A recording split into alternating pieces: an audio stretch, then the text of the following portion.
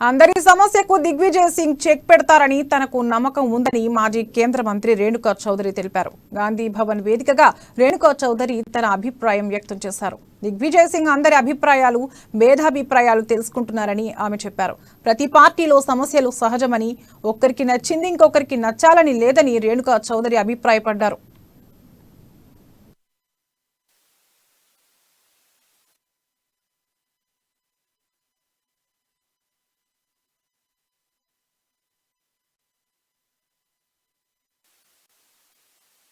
మీడియాలో చర్చా విధానంగా మారి కార్యకర్తల మనోభావాల్ని దెబ్బతీసేటట్టు ప్రవర్తించే ఈ వాతావరణంలో కేంద్రం నుంచి మాజీ ముఖ్యమంత్రి గారు దిగ్విజయ్ సింగ్ గారు మధ్యప్రదేశ్ ముఖ్యమంత్రిగా ఉన్నారు.